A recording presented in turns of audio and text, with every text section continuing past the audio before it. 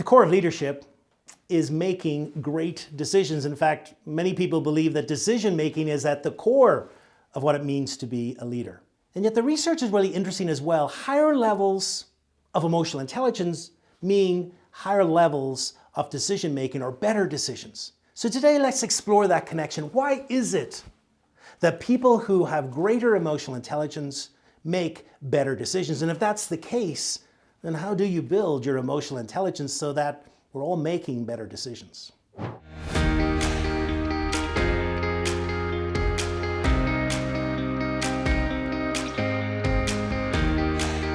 Today's video, I want to explore the 4 areas of emotional intelligence, which are self-awareness, self-management, social awareness, and social management, and explore how each of those in turn will help us become better decision makers.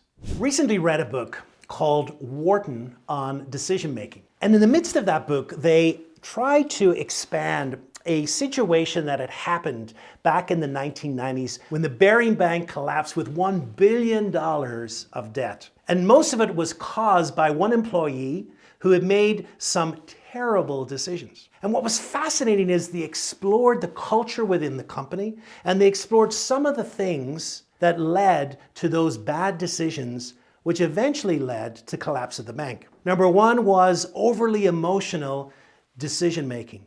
Number 2 was the inability to see deception. And number 3 was the speed at which decisions were made and the inability to slow down and take in more information. Really, what was happening in that situation was that there was poor emotional intelligence being used in all of those different areas. Today, I want to explore the 4 areas of emotional intelligence and show you how they impact better decision making.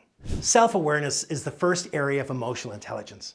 And self-awareness is this ability to be able to read what is going on inside of you. And how does this impact decision making? Well, if we have greater self-awareness, we are able to read the emotions that we are going through in the moment. We're also able to tell and discern the different emotional triggers that we have in our lives. So say, for example, you do not like conflict. And say perhaps you have to make a decision in which you're likely to make some people unhappy. That potentially can be a really difficult decision for you to make. But with self-awareness, you're able to see what the triggers are. You're able to see that the potential of upsetting people has triggered you into fear of making a decision and perhaps leading you to procrastinate a decision.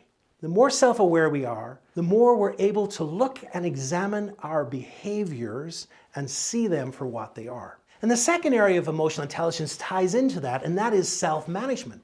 So when we're able to see our triggers, when we're able to see perhaps potentially some of the emotions that are happening, we're then better to put in place some practices and habits that helps us be more deliberate in the situation. So let's go back to the situation I talked about before. Perhaps you don't want to upset people. Perhaps the decision you're about to make potentially can upset certain people. Being self-aware of that, then we can bring in some elements that will help us manage some of the anxiety that we're feeling. And that can be everything from breathing and stopping and realizing what's preventing us from making a decision, to acting with courage, to saying, you know, what's the worst case scenario?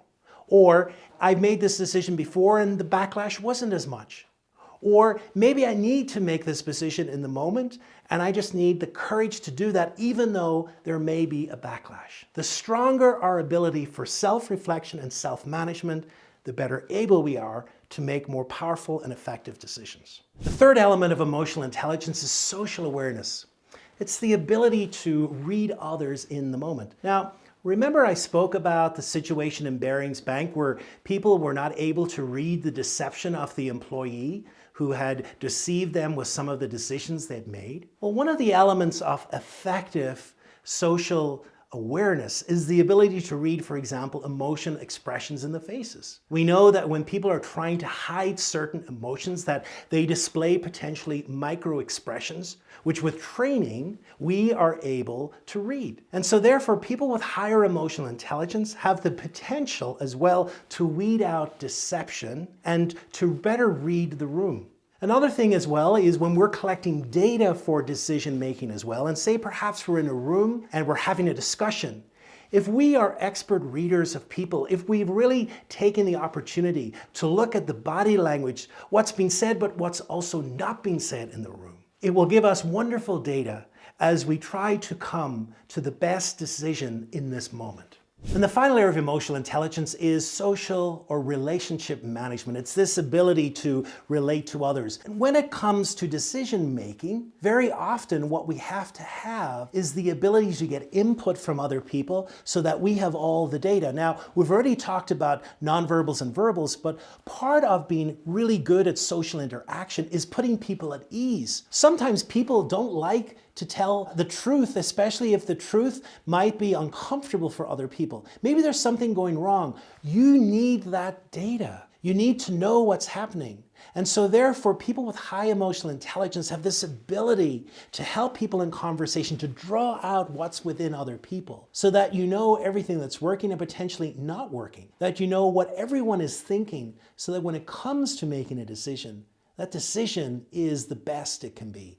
Decision making is at the core of leadership, and we know that emotional intelligence also is at the core of making better decisions. If you've enjoyed the content today and you'd like to dive in a little bit deeper into this content, I offer a 2- and a 3-day workshop. The first 2 days are a deep dive and focus into emotional skills and competencies. The second 3 days are a deep dive into deception training and how to recognize truth and deception in others. If you want more information on those 2 courses, you can go to the website www.microexpressionscourse.com and you'll find out where the next 2 courses are in your area.